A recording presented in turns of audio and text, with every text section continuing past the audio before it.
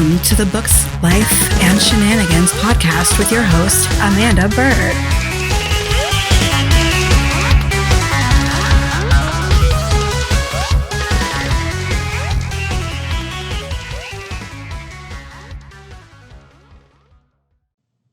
Hey friends. Working on this bullshit standard def camera crap, as well as a bunch of other fun things. A little annoyed right now, but whatever. Shit happens and there's only so much I can do about it. Like health issues. The ones that apparently affect your narcissistic spouse more than they affect you directly, that you're already fucking self-conscious of, right? Jesus. Wow, that light really shows the red on my skin. Holy shit. Yeah, I was at the beach yesterday. And I have a really weird sunburn pattern, and I have surgery on, I've got surgery this week. So tomorrow was supposed to be a float day. Instead, I will not be floating. I will be hanging out in the shade with a metric fuck ton of SPF 50, especially on my left shoulder. My right shoulder is not as bad, but my left shoulder is pretty brutal. And then it's like the back of my shoulder. It's the craziest thing I have attained yet in my super weird burn patterns. Like, I've burned like a zebra so many times. And I get that, a second or third burn, and then I start to tan. My face looks super pale, even though I put on some fun stuff on my face to brighten it a little bit, but also I'm trying to highlight the really weird sunburn splotches, because those are fucking, like, I don't understand my body. One of my friends actually said, you keep doing this and your skin is not responding. And I said, well, look, I don't think that transparency of this particular kind is acceptable, meaning my skin, right? Like, it's so pale, depending on, like, if it's a leg or an arm, it's like damn near transparent, and it's crazy, and I don't like it. It's not for me, okay? So there's that. So on today's episode, we are going to talk about good stories, but bad writing. And then for the life section, we're gonna talk some about stop gaslighting and blaming yourself. And this goes hand in hand with both narcissistic recovery as well as burnout. It has been brought up that a couple of people really liked the episode on, where I went over burnout. And I've been asked to talk a little bit more about it. So I'm going to do that on this week's episode, and probably a little bit, actually, like, specifically more on burnout itself, in next week's episode as well. So yeah, let's get to it. So good stories, bad writing. We have all read them. We have all listened to them. Hell, we've all watched them on TV. Super nerd. I think it's super nerd. I don't know. But one super fun thing to that's super recent, right? Doctor Who.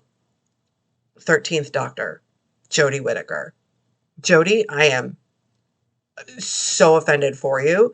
I thought you were great as the Doctor. I thought the writing you were handed was fucking terrible.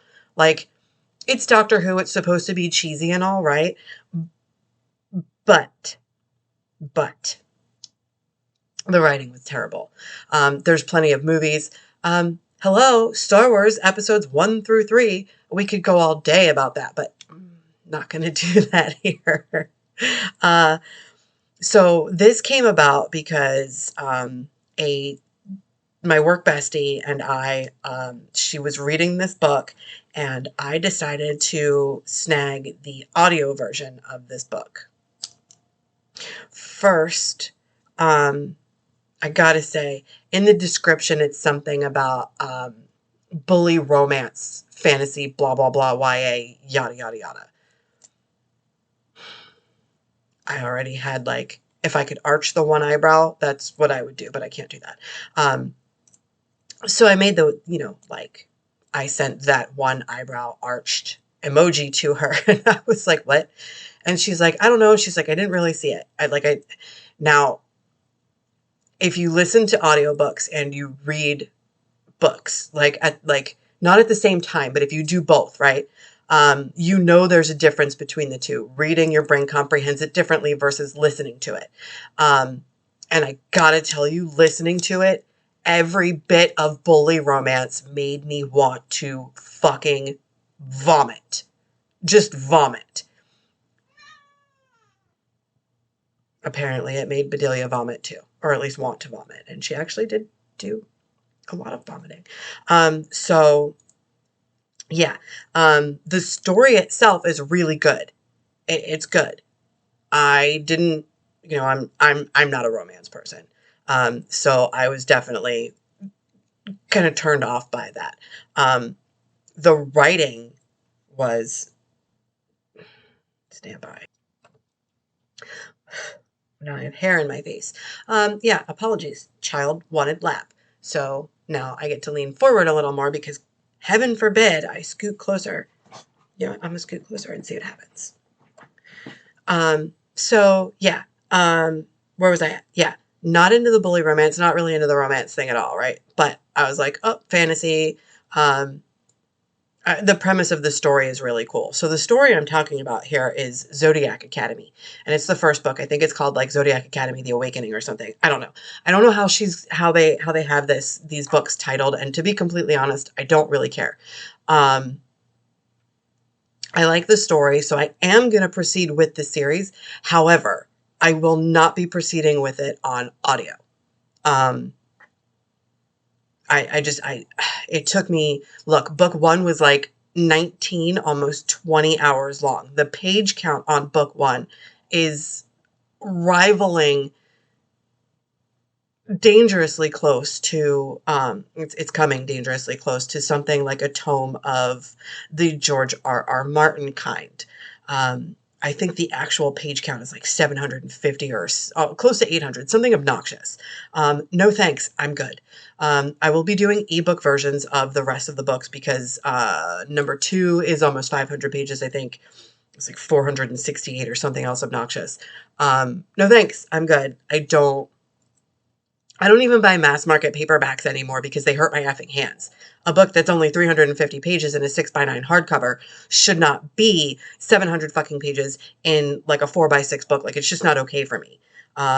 So screw you, trad, and mass market paperback. I understand it's cheaper for you and for the reader, but holy F shit, stop it. Please. Please. This is why I've become a hardcover snob. Because trade size paperbacks have only started to come out of trad publishing lately. And when I say lately, I'm talking the past like year, maybe 2. It's really hard to find a 5x8 paperback book released from a trad publisher. Some publishers are they're more up on it. They're cool with doing it. And then there's other publishers that are just like, nah, we're going to keep releasing this mass market crap. And the only reason it's crap is because the book is, yay big, and then it's this effing thick because the trim size is smaller. So it's just not cool. Matter of fact, I'll show you the differences.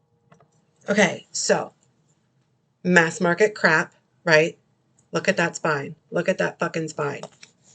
Look at this. Now, take out these 10 pages of images in the center. Take them out.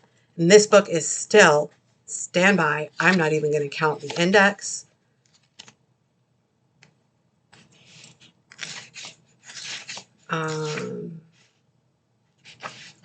What is this?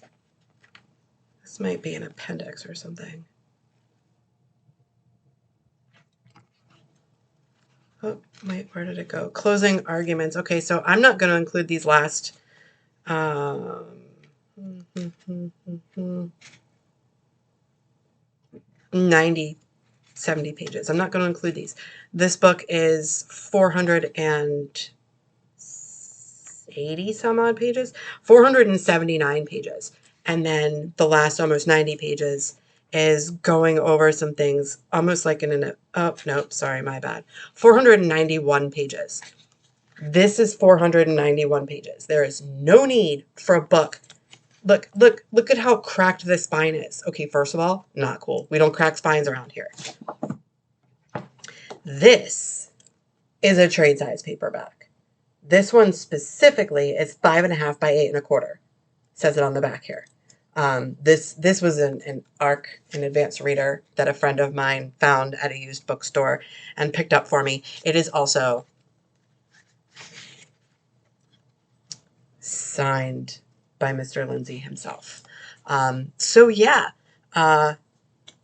this was a super cool find, and thanks to Book Husband Mark for that, because that's my Dexter and John Douglas shelf, and I do have both print versions of all of the Dexter books, both print versions of the entire series, US and UK, and the covers are just the reason I had to become a collector of those is because the covers are just fucking amazing. So anyway, maybe eventually when I recover the 13 Reasons for Murder series for like the 100th fucking time. All right, it won't be the 100th time. It's more like the 3rd or 4th. But, maybe I'll go with something along those lines. Okay, so back to good stories, bad writing. I am guilty of this myself in my own book series. So 13 Reasons for Murder, books 1 through probably 4 are difficult to get through. And I'm really finding that out now as I'm narrating them. So my editor likes to frequently tell me, because we started working together right before I released book 4. And then once he was done with book 7, we went back through 1 through 3. And in order to make them like up to par where they're at now, I'd have to rewrite all 3 books, right? So that's just not going to happen. So you can see as you go through the 13 Reasons for Murder series, you can see my progression as a writer, and my progression with my editor and things like that, like our progression as a team. And I gotta tell you, like, his favorite thing to say to me is, you are light years. In 4 books, you are light years away from where we first started to where you are now. And you know what? He's not wrong. He's not. And his tutelage and guidance has made me so much better of a writer. I'm never leaving him, ever. So shout out to Jason. Mwah. Best editor. Adore you. Also, you may have just seen the super weird sunburn on the back of my hands. Look at this. Like, well, that light is too daylight, but it goes to here, and then there's like a weird marker on my watch. And then there's another weird marker on my watch, but there's no more sunburn until we get to the top of my arm. Like, this is, I don't understand. I don't get it. Like, everything was all equally in the sun on the left side. Whatever. So yeah, for Zodiac Academy, yeah, I'm going to continue with the series. I'm just going to continue with it on ebook, because that's probably going to be a little easier for my brain.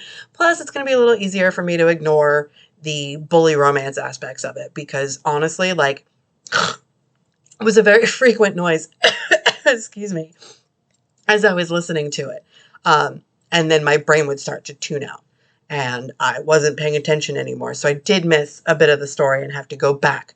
Damn cat hair all over my face. Anyway, so there were times I would miss, a chunk of the story itself, because I'm too busy trying to tune shit out that I don't want to be hearing. So yeah. Oh my goodness. Apologies. Okay. So quick word, from our friends. Our friends are me. Yeah, our friends are me. Lord.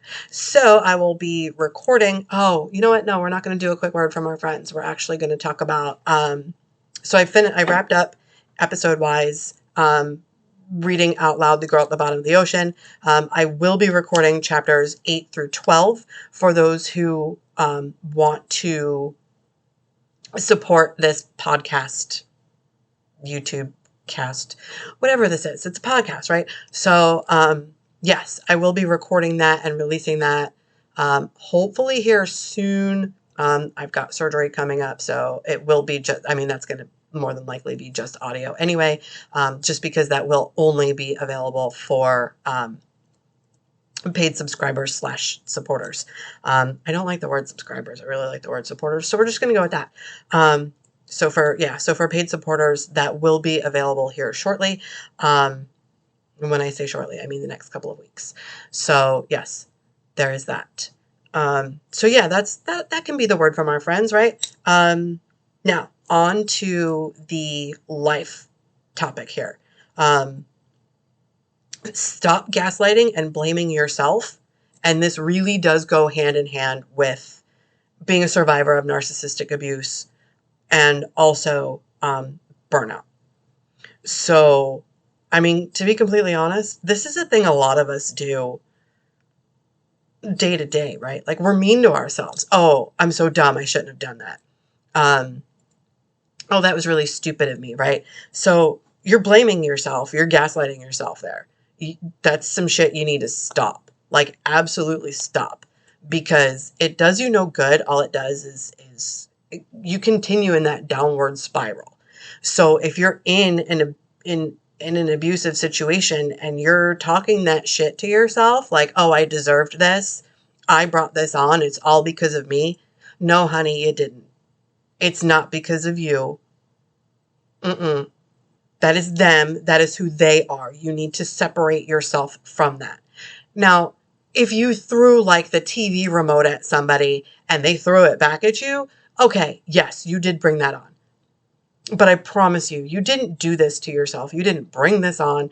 You didn't make them tell you that your health condition is a turnoff to them. Like you didn't make them say these mean things. You didn't make them ignore you. You didn't tell them to ignore you as a form of control. You didn't tell them to withhold affection as a form of control, right?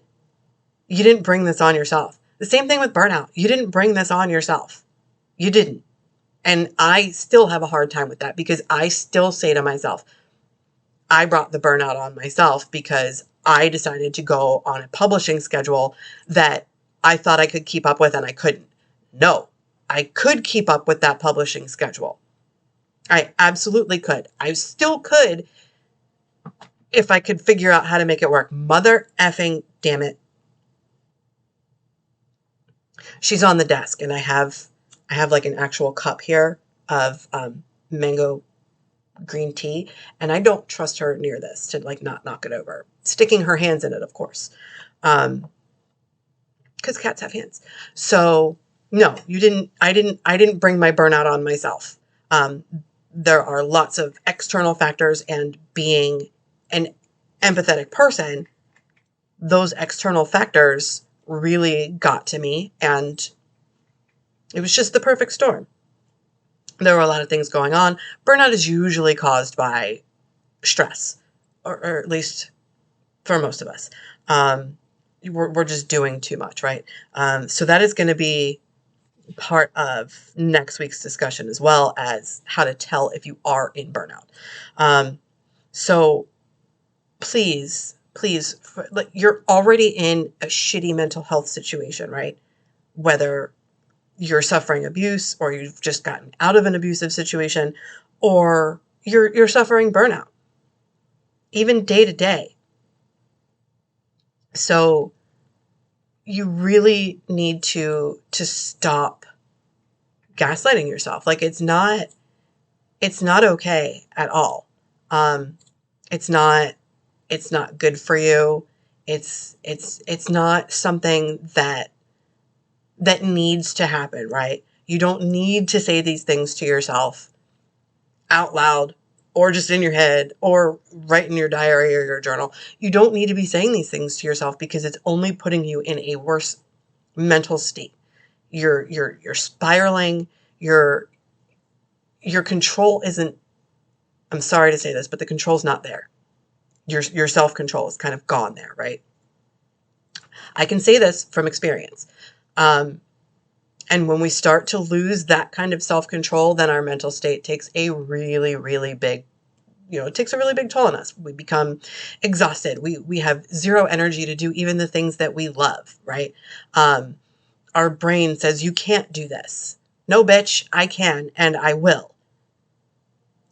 Okay, so maybe the spite factor does a little bit to kind of motivate you. I know it does it for me more often than it probably should.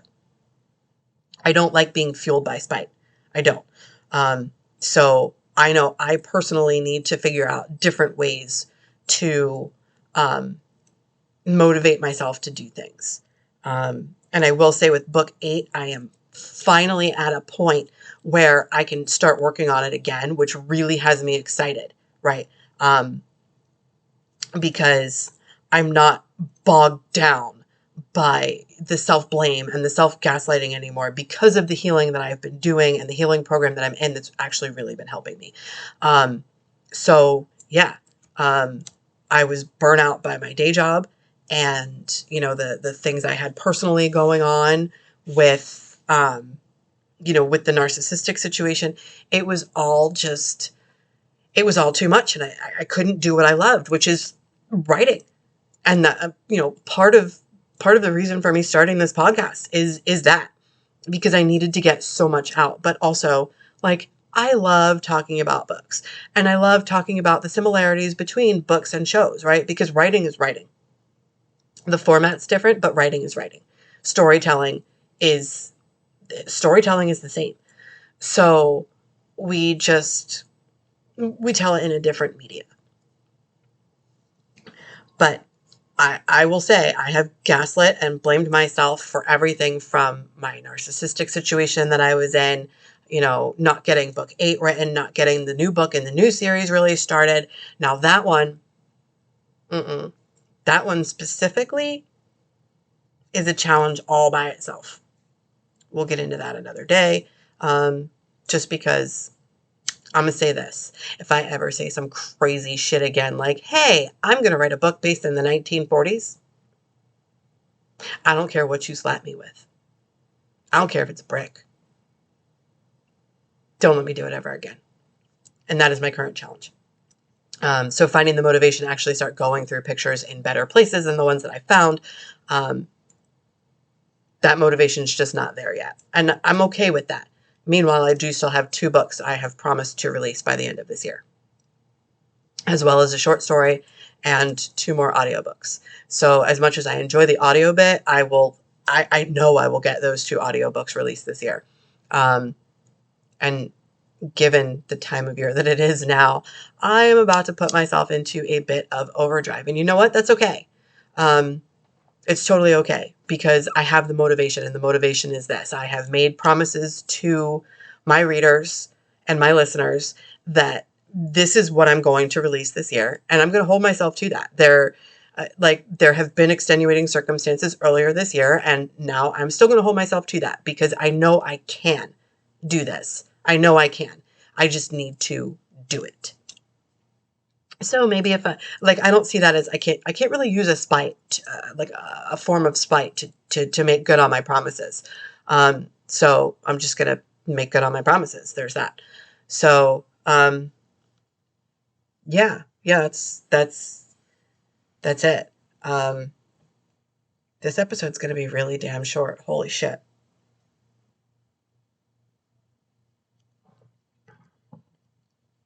That's crazy. I really thought this episode was going to be a little bit longer. By like at least 15 minutes. So apologies for the super short episode. We are now going to shift over into our shenanigans bit here. And this week's shenanigans is going to be, tell me your stories that you've read or listened to. We're going to leave TV, movies out of it, just books. So whether you've, read a print edition or an ebook, or you've listened to an audiobook, don't care. Just books. Tell me your good stories with bad writing. And if it's part of a series, did you continue on the series, or was the writing so bad that you just couldn't get past it?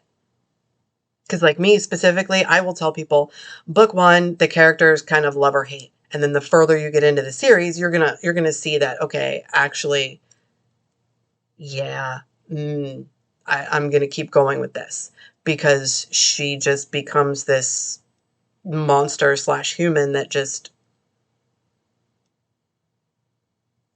I can't explain Brittany. I can't even, she becomes more well-rounded, if you will. But the writing in books 1, 2, and 3, whatever. It's not the best. It's not the worst, because I have definitely read worse.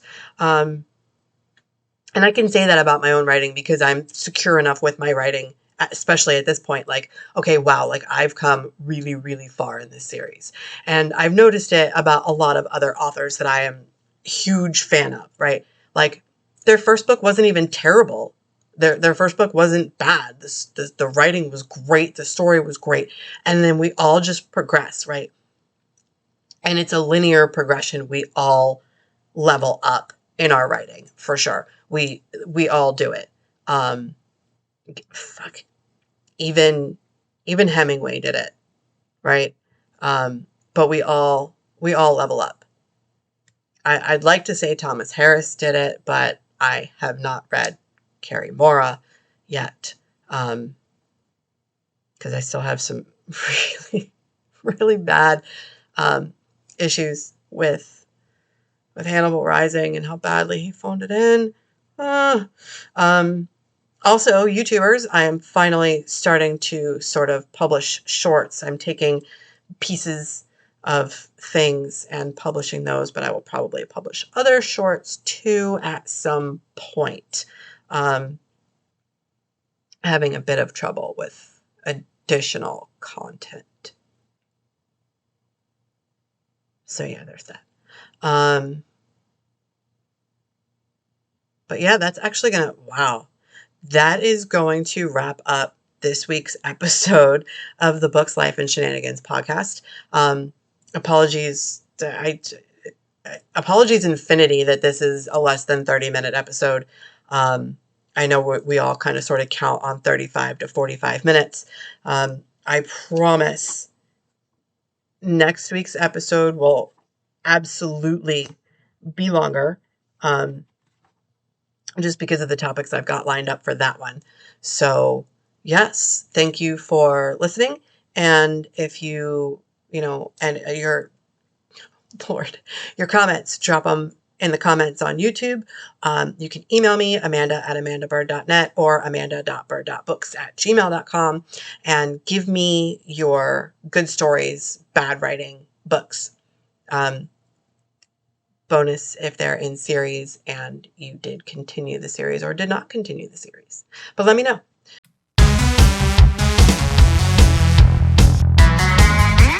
This has been the Books, Life, and Shenanigans podcast with Amanda Bird. Song credit, audionautics.com. Intro action, AUDIONAUTIX.com. And if you'd like to support this podcast, head over to substack.com/@Books, Life, and Shenanigans.